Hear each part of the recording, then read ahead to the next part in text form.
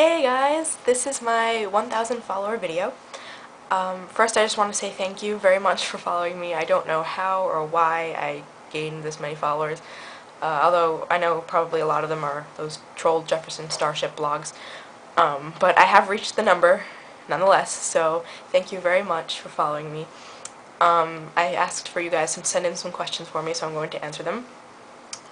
Secondly, I'm sick. I apologize for my voice and any strange things that just tumble from my mouth. So here we go. I hope you enjoy. I'm going to answer Nicole's questions first. Hi, Nicole. She asks, how does it feel to be famous? I don't consider myself Tumblr famous. I think that people are making a huge mistake in following my extremely unquality blog. But actually, in all seriousness, it feels really awesome. That people, you know, like to hear what I say and like my graphics and videos and stuff, so it's good. What's one ship you cannot stand? Okay, I may lose followers for this. Bangel. I'm sorry. I can't do it. I used to be able to tolerate them to a point, but Buffy and Angel are just like all up in everybody's face for like the first 3 seasons. No, I'm sorry, for the whole show. He can just come in and kiss her and do whatever he wants with her whenever he wants because he's Angel, and she can do the same on his show as well, which I think is just really stupid. So, I guess, excuse me, I don't know. They're very overrated to me. It's not just because I love Spike. They're just overrated to me. What's one thing about you that most people don't know about, but you consider very important to understanding who you are as a person?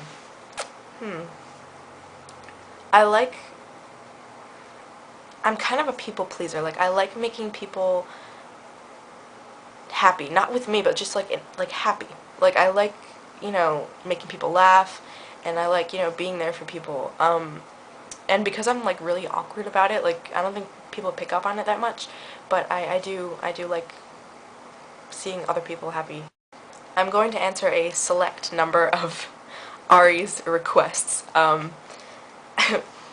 Tell everyone the story of Sir Jenna the Dragoon. Okay, so this was on Skype. Was it on? Yes, it was on Skype. And Ari and I and Nenny were all talking. And, oh, I talked about how in 6th grade I wrote a report on how to dub a knight. And then I think one of them said, oh, you should have been knighted for, you know, your presentation or whatever. And then we said, oh, haha, Sir Jenna. And then they said, Sir Jenna of Dragoon, because I love Dragoon, we all know this. OTP.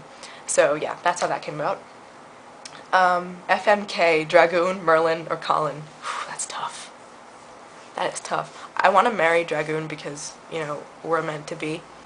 I guess I would have to kill Merlin and F Colin, because Merlin's a fictional character, but Colin is real. The possibilities. Talk about me.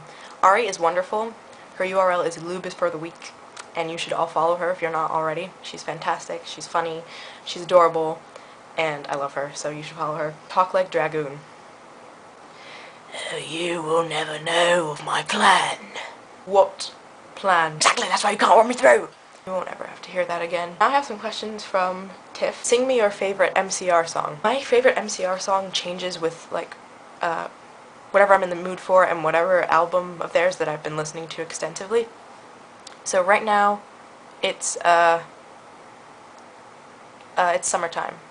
The song Summertime. So I'll sing a little bit of that, excuse my fugly voice. If you stay, I wouldn't even wait all night, or until my heart explodes. How long until we find our way in the dark and out of harm? You can run away with me anytime you want. Ugh. Sorry. She says, tell me your favorite Merlin quote and why. I have a few favorites, but one of them is from season 3, and it's when Merlin says, some choices are easy and others stick with you forever. I find that's really relevant in my life right now, and it's just it's a good quote. It's very meaningful. Tell me how much you love me. I love you this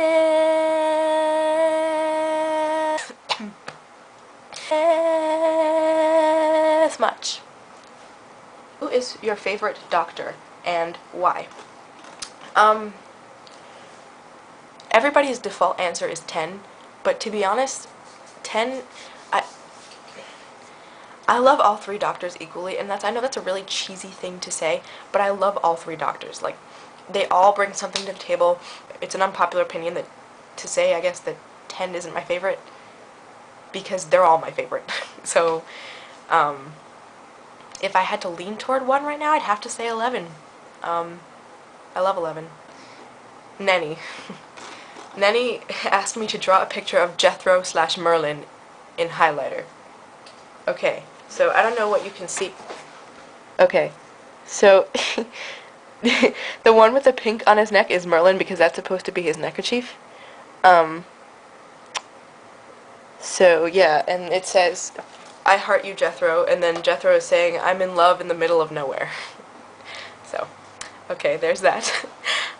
She says, "FMK, Tiff, Ari, or me," meaning Nenny. I would just screw all of you in one massive orgy because you're sexy. Then she requested for me to sing the Firefly theme song. So, here I go. Take my love, take my land, take me where I cannot stand. I don't care, I'm still free, you can't take the sky from me. Take me out to the black, tell 'em I ain't coming back. Burn the land and boil the sea, you can't take the sky from me.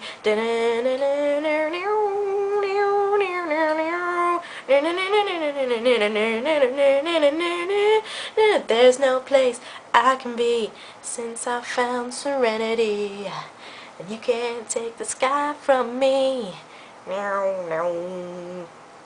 Let's see. Jessica asked, "Cakesters, regular, double stuffed, or peanut butter? Choose carefully." Double stuffed. I don't like the peanut butter that much. It actually makes me sick. Double stuffed all the way because it's like double the flavor, double the awesome. How much do you love the Spike Niblet relationship? Their dynamic in seasons 5 and 6 was just great. Like, they were just kind of like the father-daughter or older brother or little sister kind of thing. And Spike was always there for Dawn, and Dawn was always in defense of Spike, you know, when everyone else walked away. Obviously she's hurt about what Spike did to her sister, but I think that they should have at least tried to, you know, become close again, because, you know, that's a dynamic that I think should have, you know, returned to the show. Who would win in a battle, a caveman or an astronaut? Caveman, obviously. And Vic, make up some lyrics to a song you think the Blue Tunas would sing.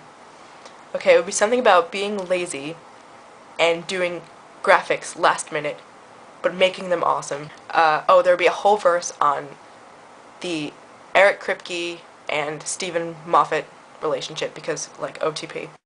Give 5 reasons why you ship Merthyr.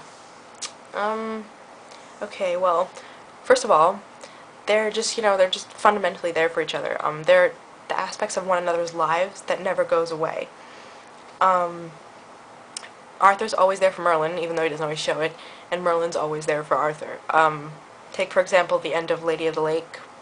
Merlin's just lost someone he really, really loves, and Arthur, even though he doesn't know that, senses that Merlin's upset and is there for him when no one else can be. So, yeah. Another reason, it's destiny. Come on now. Their destinies are entwined, so it's like, you can't, like, OTP, you can't sever that ever. Their destinies are entwined, and always will be. They would die for each other, reason number 3, and they've shown that numerous times. Poison Chalice, Labyrinth of Gedref, I could go on and on.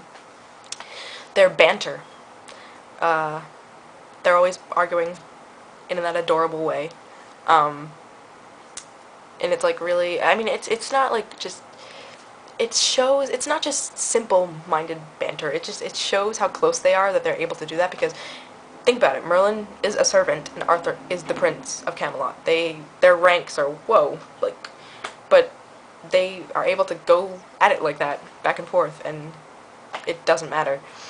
And I guess lastly, like, Colin and Bradley, the way Colin and Bradley play Merlin and Arthur with so much, you know, chemistry, you know, makes for what a good relationship between the characters turns out to be in the end. Because, I mean, if you have actors who don't really get along that well, like, it transcends on screen, and you can tell. But obviously Brolin are really awesome together, off screen, just as they are on screen. So, their performances, you know, mimic their friendship in real life, which helps for a more realistic, interpretation of the Merlin-Arthur dynamic. So, yeah, that's why I ship Merthyr. They're wonderful. FMK, Gaius' eyebrows, Percival's arms, Uther's bald head. Okay, I would fuck, Percival's arms because they're, like, made from, I don't know, flesh of the gods. I would kill Uther's bald head, I guess. And then I would marry Gaius's eyebrows. And then she said, where would you most like to travel in the world? London. London or Italy. I don't know specifically in Italy where my family is rooted, but I'd really like to know. So, that would be awesome. So, I think that is it. If you put up with me this entire time, thank you. I hope you enjoyed this video. I love you guys. Bye.